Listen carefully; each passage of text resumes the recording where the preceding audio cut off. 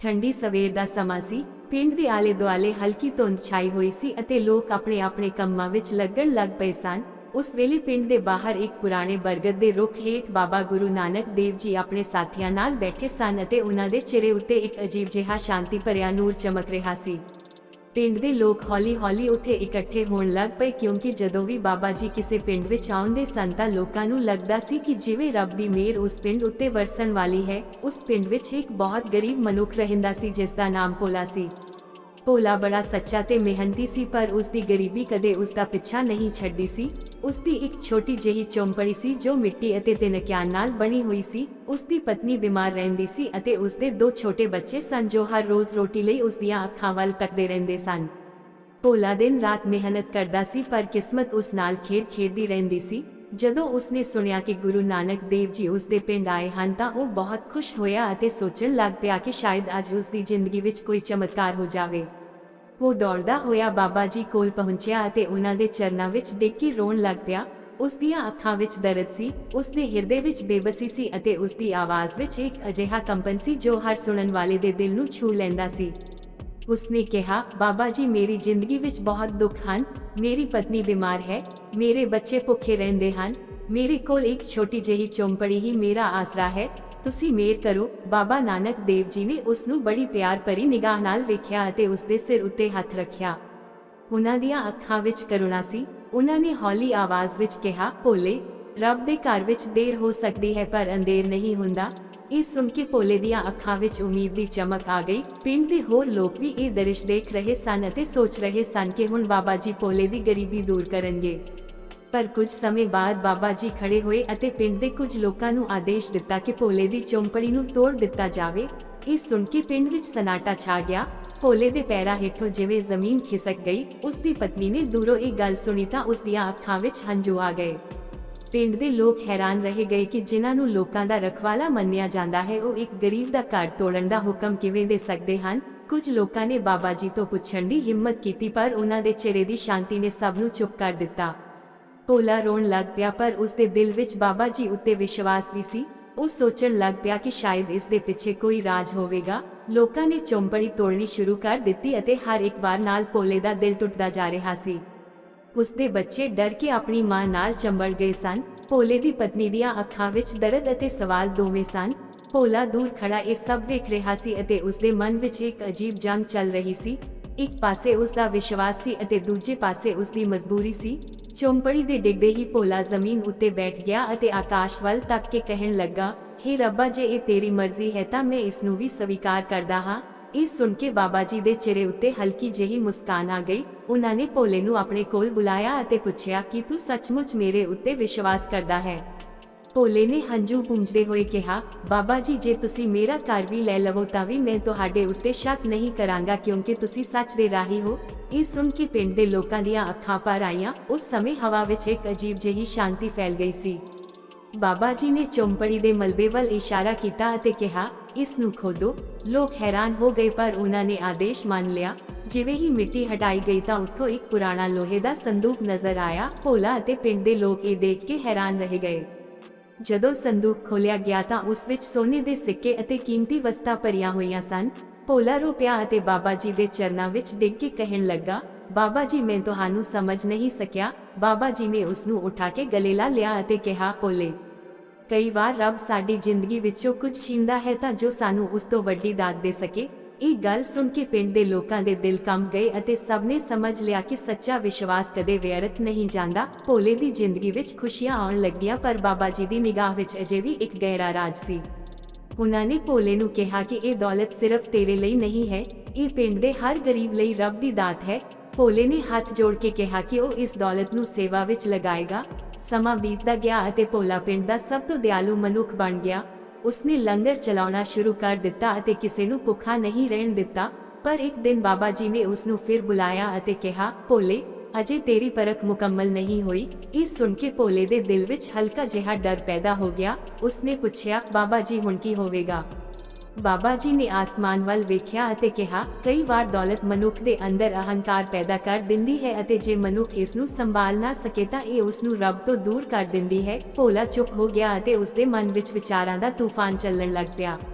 उस रात भोला सो नहीं सकिया क्योंकि उसनू लग रहा सी कि उसकी जिंदगी विच कोई वड्डा मोड़ आउण वाला है।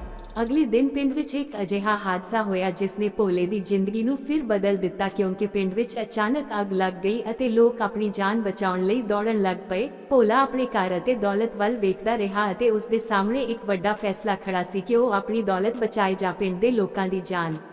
भोला अपनी दौलत नाल भरे घर वल अते अग विच फसे पिंड वालियां वल इक्को समय वेख रहा सी। उसदा दिल जोर नाल तड़क रहा सी। अग दियां लपटां आसमान नू छू रहीआं सन अते लोकां दियां चीकां हवा विच गूंज रहीआं सन। उसदी पत्नी ने डरी हुई आवाज विच कहा, भोले पहला अपना घर बचा लै नहीं तां सब कुछ सड़ जावेगा। पर उसे वेले उसनू बाबा गुरु नानक देव जी दियां गल्लां याद आईयां कि दौलत मनुख दी परख भी हुंदी है। उसदे मन विच एक जंग चल रही सी। उसदे बच्चे उसदियां टंगां नाल लग के रो रहे सन पर दूजे पासे पिंड दे कुछ बजुर्ग अग विच फसे हुए सन जो चल भी नहीं सकदे सन। एक पल लई भोले ने अपनियां अखां बंद कीतियां अते रब दा नाम लिया अते फिर वो दौड़दा होया पिंड वालियां नू बचाउण लई अग विच कूद पिया। लोग हैरान रह गए कि जिस मनुख ने सालां दी मेहनत नाल दौलत इकट्ठी कीती सी वो उसनू छड्ड के दूजियां दी जान बचाउण लई अपनी जान खतरे विच पा रहा सी। भोला एक एक करके लोकां नू बाहर कड्ढण लग पिया। उसदा शरीर सड़ रहा सी। उसदियां अखां विच धुआं भर गया सी पर उसदे चेहरे उत्ते एक अजीब जही हिम्मत सी। उसने एक बच्चे नू अग विचों कड्ढिया जो अपनी मां तो विछड़ गया सी। उसने एक बुढ़ी मां नू मोढे उत्ते चुक्या अते बाहर ले आया।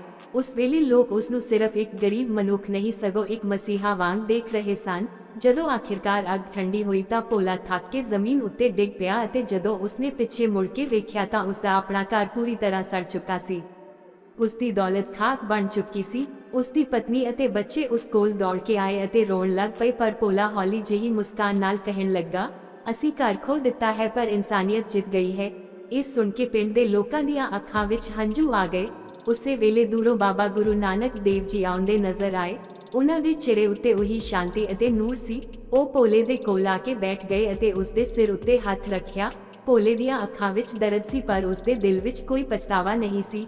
बाबा जी ने पुछया, भोले की तैनू अपनी दौलत खोण दा दुख नहीं? भोले ने हौली आवाज विच कहा, बाबा जी जे दौलत बचा के मैं लोकां नू मरण देंदा तां इह दौलत मेरे लिए शराब बन जांदी। इस सुन के बाबा जी दियां अखां विच खुशी दे हंझू आ गए अते उन्हां ने कहा, अज तू असल धन कमा लिया है जो कदे खत्म नहीं हुंदा। पिंड दे लोग ये गल सुन के हैरान रह गए अते उन्हां ने भोले नू गले ला लिया। कुछ दिनों बाद पिंड दे लोकां ने मिल के भोले लई नवा घर बनाया पर भोले दे अंदर हुण पहला वाला लालच नहीं सी। वो हर रोज लंगर चलाउंदा सी अते हर गरीब दी मदद करदा सी। उसकी कहानी दूर दूर तक फैलन लग पई अते लोग उस तो प्रेरणा लैण लग पए। एक दिन एक धनवान व्यापारी पिंड विच आया अते उसने भोले दी सेवा देख के पुछया, तू इन्नी सेवा क्यों करदा है जदों तू खुद कदे गरीब सी? भोले ने मुस्कुरा के कहा, क्योंकि गरीबी ने मैनू सिखाया कि भुख कितनी दर्दनाक हुंदी है। व्यापारी इस सुन के प्रभावित हो गया अते उसने भी पिंड विच अनाज वंडना शुरू कर दिता। समा लंघदा गया अते भोला लोकां लई एक मिसाल बन गया पर उसदे दिल विच हमेशा एक सवाल रहिंदा सी कि बाबा गुरु नानक देव जी ने उसदी चौंपड़ी तोड़ के उसनू ये सबक क्यों दिता सी। एक शाम जदों सूरज डूब रहा सी अते आसमान लाल रंग विच रंगिया होया सी तां भोला बाबा जी दे कोल गया अते पुछया, बाबा जी की हर मनुख नू जीवन विच इस तरह दी परख तो लंघना पैंदा है? बाबा जी ने कहा, भोले परख हर मनुख दी जिंदगी दा हिस्सा है पर जो मनुख विश्वास नहीं छड्डा वो रब दे नेड़े हो जांदा है। इस सुन के भोले दे दिल विच शांति आ गई। उसने अपनी जिंदगी सेवा लई समर्पित कर दिती। पर किस्मत ने उस लई अजे होर भी परखां रखियां होईयां सन क्योंकि कुछ लोग उसदी शोहरत नाल जलन लग पए सन। ਉਹ सोचते सन कि भोला लोकां दे दिलां विच जगह बना के पिंड दा मुखिया बनना चाहुंदा है। एक रात उन्हां ने भोले दे खिलाफ साजिश रची अते पिंड विच अफवाह फैलाउण लग पए कि भोला लंगर दे पैसे अपने ਲਈ वरतदा है। ਇਹ गल सुन के कुछ लोग भोले तो दूर होण लग पए। भोले दे दिल नूं ਇਹ गल तीर वांग चुभी पर उसने किसे नूं जवाब नहीं दिता। ਉਹ सिर्फ रब दा नाम लैंदा रहा। उसकी पत्नी ने उसनूं कहा कि ਉਹ सच्चाई लोकां नूं दस्से पर भोले ने कहा, सच नूं समय नाल सामने आउण दिओ। कुछ दिनों बाद पिंड विच एक वड्डी कमी आ गई अते लोकां कोल खाण लई कुछ नहीं सी। उस वेले भोले ने अपना सारा अनाज लोकां विच वंड दिता। ये देख के लोकां नूं अपनी गलती दा एहसास होया अते वो उसदे कोल आके माफी मंगण लग पए। भोले ने उन्हां नूं गले ला लिया अते कहा, मनुख तो गलती हो सकती है पर माफी देना सब तो वड्डी सेवा है। ਇਹ ਸੁਣ ਕੇ ਪਿੰਡ ਵਿੱਚ ਖੁਸ਼ੀ ਦੀ ਲਹਿਰ ਦੌੜ ਗਈ, ਪਰ ਉਸੇ ਸਮੇਂ ਦੂਰ ਇੱਕ ਨਵਾਂ ਤੂਫਾਨ ਤਿਆਰ ਹੋ ਰਿਹਾ ਸੀ, ਕਿਉਂਕਿ ਪਿੰਡ ਵਿੱਚ ਇੱਕ ਅਜਨਬੀ ਆਇਆ ਜਿਸ ਦੀਆਂ ਅੱਖਾਂ ਵਿੱਚ ਅਜੀਬ ਜਿਹਾ ਰਾਜ ਸੀ ਅਤੇ ਉਹ ਸਿੱਧਾ ਭੋਲੇ ਦੇ ਕੋਲ ਗਿਆ ਅਤੇ ਹੌਲੀ ਆਵਾਜ਼ ਵਿੱਚ ਕਿਹਾ, ਤੈਨੂੰ ਨਹੀਂ ਪਤਾ ਤੇਰੀ ਜ਼ਿੰਦਗੀ ਦਾ ਸਭ ਤੋਂ ਵੱਡਾ ਰਾਜ ਅਜੇ ਤੱਕ ਤੈਨੂੰ ਦੱਸਿਆ ਹੀ ਨਹੀਂ ਗਿਆ। ਇਹ ਸੁਣ ਕੇ ਭੋਲੇ ਦੇ ਦਿਲ ਦੀ ਧੜਕਨ ਤੇਜ਼ ਹੋ ਗਈ ਅਤੇ ਉਸਨੇ ਪੁੱਛਿਆ, ਤੂੰ ਕੌਣ ਹੈ ਅਤੇ ਕੀ ਕਹਿਣਾ ਚਾਹੁੰਦਾ ਹੈ। ਅਜਨਬੀ ਨੇ ਆਸਮਾਨ ਵੱਲ ਵੇਖ ਕੇ ਮੁਸਕਰਾ ਦਿੱਤਾ ਅਤੇ ਕਿਹਾ ਕਿ ਜਿਸ ਸੰਦੂਕ ਵਿੱਚੋਂ ਦੌਲਤ ਮਿਲੀ ਸੀ ਉਸ ਨਾਲ ਜੁੜੀ ਇੱਕ ਅਜਿਹੀ ਕਹਾਣੀ ਹੈ ਜੋ ਸਿਰਫ ਭੋਲੇ ਦੀ ਨਹੀਂ ਸਗੋਂ ਉਸਦੇ ਪੁਰਖਿਆਂ ਨਾਲ ਵੀ ਜੁੜੀ ਹੋਈ ਹੈ ਅਤੇ ਜੇ ਉਹ ਸੱਚ ਸਾਹਮਣੇ ਆ ਗਿਆ ਤਾਂ ਭੋਲੇ ਦੀ ਜ਼ਿੰਦਗੀ ਫਿਰ ਤੋਂ ਬਦਲ ਸਕਦੀ ਹੈ।